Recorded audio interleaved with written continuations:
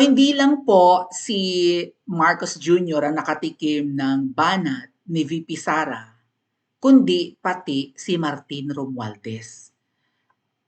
Ang balak po ni VP Sara, mga kababayan, ay parang sa The Hague magse-celebrate ng kanyang birthday. Silipin ko nga ang birthday ni VP. Bisa nalilimutan ko eh. Sara Duterte.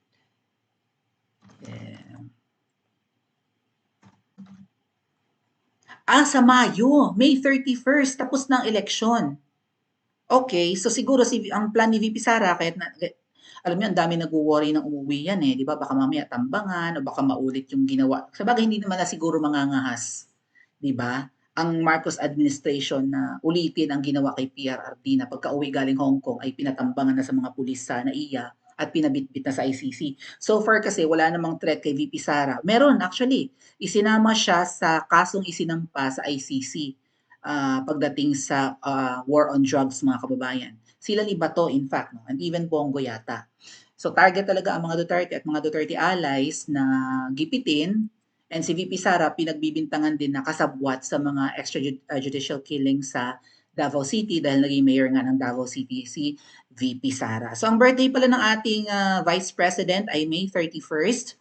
At ngayong nakauwi siya at habang nasa Pilipinas siya, tuloy-tuloy ang kanyang pangangampanya para sa uh, Duterte and sa kanyang pinopromote. I don't know kung mag-iikot siya and then ipopromote niya si Mangga at si Camille. But so far, nakikita ko mga pagpupunta ni VP Sara sa mga iba't ibang lugar sa Kabisayan and even in Mindanao ay ang pasalamatan yung mga siguro yung mga nag-organize ng rally para kay PRRD, 'di ba, yung mga nakisimpat siya para sa ginawa sa tatay nila.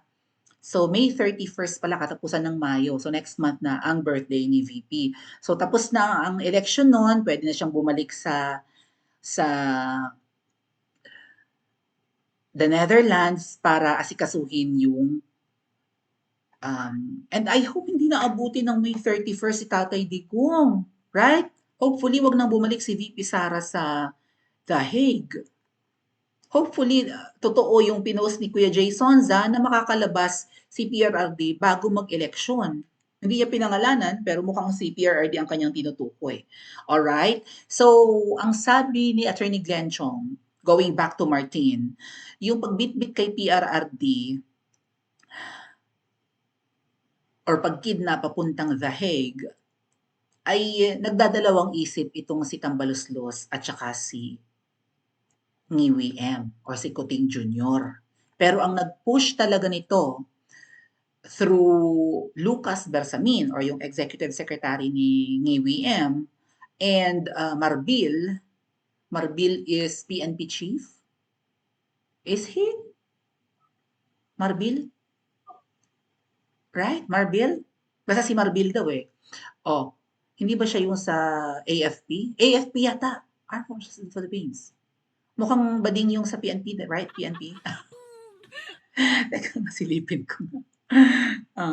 Ay, si Bronner yung AFP. Si Marbil nga yung mukhang Becky. Tingnan mo nga ang tsura ni Marbil. Rommel, Marbil. Si Rommel pala yan. Teka lang. Ay, oo nga. Si Rommel Marbil yung ano. So, okay. Umattend nga ito ng ano, di ba, ng Senate hearing si Marbil. Mukhang madam na madam si Anes. Itong pasaway sa batas trapiko. Yung hinuli sa EDSA, 'di ba? Dahil dumaan sa EDSA busway tapos ay ano nakalusot pa rin ng ah. So through Marbil daw and Lucas Bersamin na i-push nung Jubaing Jahas ang pagpapakidnap kay PRRD noong March 11 kasi wala naman daw yun siya sa Pilipinas. Si Jubaing Jahas, kundi nasa Anemika na hold yata at iniimbestigahan yung Nategi. Nakasama niya, na binitbit niya. Nga pala yung binitbit niya, nabanggit ko yata sa isa mga nakaraang live ko. Yung Nategi na binitbit niya ay asawa ng pamangkin or anak ni Gloria. I think pamangkin. Kaya itong Gloria, wala tayong maasahan dito, no? Ang tahimik rin naman, di ba? Hindi tinutulungan si VP Sara. Hindi man lang yata nagbigay ng reaction nung napakidnap si Pia. Ang daming, hay nako, mga political yawa or butterflies and whatnot. Anyway, mga kababayan, so binigwasan ni VP Sara or niresbakan ni VP Sara si Tamba habang nasa Pilipinas. Ano to? Warla ito, di ba? O, kumbaga gumilos ka na, VP, ganyan. Ano to? Alright. Kailangang hindi manalo ang mga yawa. So, si VP Sara,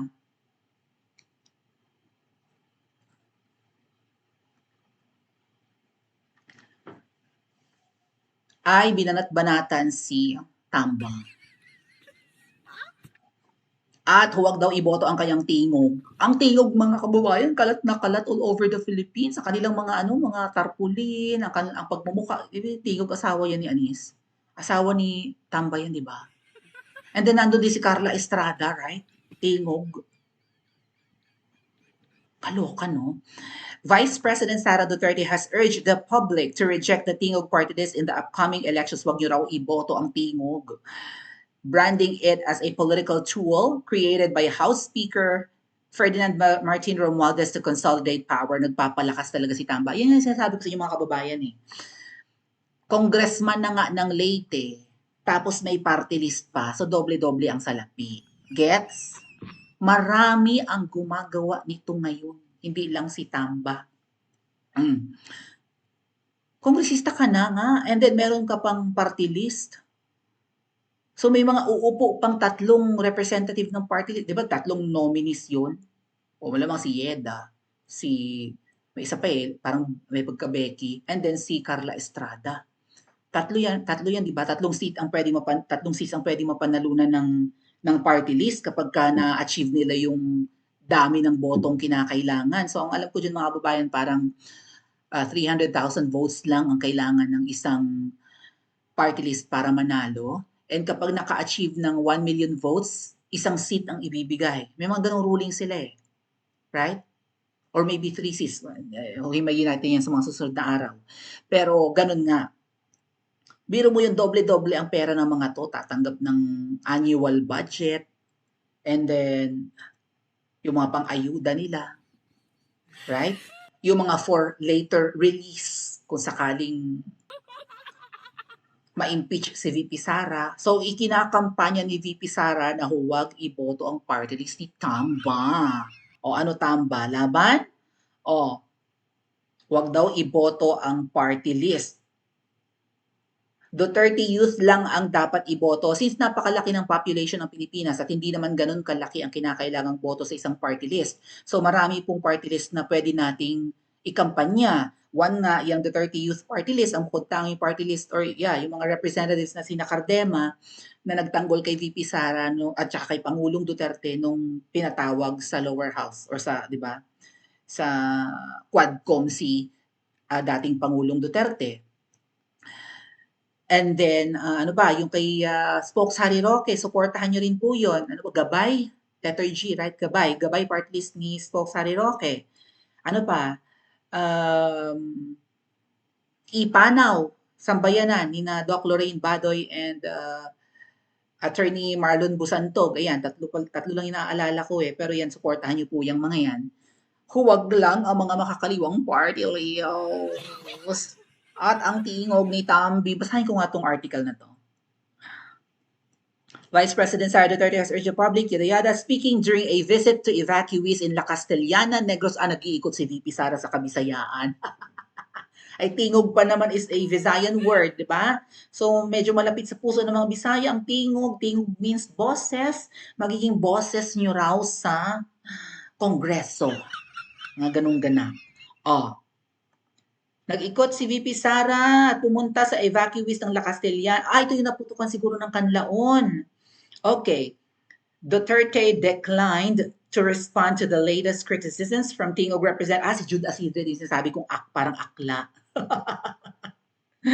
Jude Asidre. Saying it would be akin to responding directly to Romualdez himself. So, yun nga, isa sa representative ng Tingog bukod kay Yeda at kay Carla Estradang artista, nanay ni Daniel, ay si Jude Asidre at binabanat-banatan ni Jude Asidre si VP eh. Ano ba yung huli niyang banat? May may binanggit si Jude Asidre laban kay VP Sara eh, na ginagamit din yun ngayon ng ibang mga senador. Basta, maalala ko yan mamaya. Pero rumesbak si VP Sara, pero hindi si Jude Asidre ang binanatan. Si Tamba. Kasi alam niyang, di ba, hawak ni Tamba yung party list na yan. O asawa ni Tamba ang nasa party. Ayokong sumagot sa mga pagmamay-ari ni Martin Romualdez. Ah? Ang ginawa kasi nila, kasi sa distrito lang si Martin Romualdez sa Tacloban, di ba? So, kongresista lang ng Tacloban. So, wala siyang personality na kumukuha ng budget para sa buong bansa. Kasi distrito lang yung sa kanya eh. So, ang ginawa niya, gumawa siya ng party list. Okay, Tam? So, bakit ako sasagot sa tao na unang-una, todo ang paninira sa akin. Todo ang gastos niya sa paninira sa akin. Pangalawa, hindi niya pinatulan. Ganyan siya kasakim sa pera at power pertaining to Martin yata. Tatlo iyong upuan niya. Oh, yun, dali kong tatlo. Si Yeda, si Jude Asidre na mukhang akla, at saka si Carla. Tatlo yung upuan niya, tatlo yung seats niya sa House of Representatives. Sugapa talaga. In the 19th Congress, aside from Asidre, Tingog is also represented by Romualdez's wife Yeda. Walang seat si Carla, kaya hindi rin nakikita sa mga hearing. Dalawa lang, si Yeda lang at saka si Asidre. Pero since nakaupo si Martin, tatlo ang pwesto niya, no? Tatlo ang inuupuan sa lower house. Huwag niyo iboboto yung Tingog party list kasi ang boto para sa Tingog party list ay boto para kay Martin Romualdez. Isipin niyo, tatlo na yung seats niya sa House of Representatives. So huwag na huwag iboto. Sabi ni, kumusta ka, Tamba? Ano ang chance na manalo ang party list ni Tamba, mga kababayan? Ano pa di dayaan.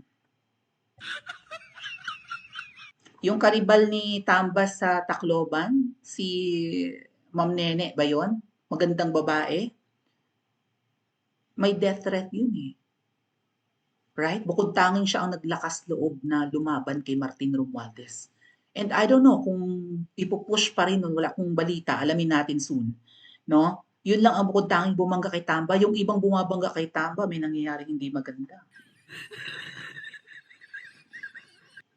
Meron ako narinig mga kababayan, not sure if this is legit, na may kumalaban kay Tamba na pinagurgur.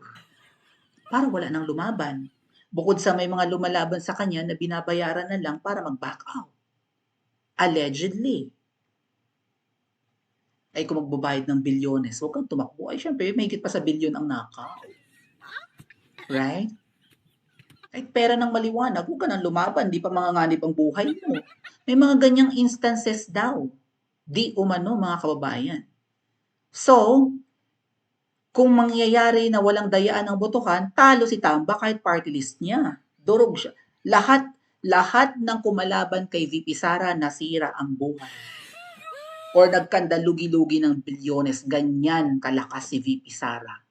At ngayon, habang nasa Pilipinas, binangga si Tamba. Manalo kaya si Tamba at ang kanyang party list? Pa-comment po sa comment section at mag-like and subscribe din po kayo.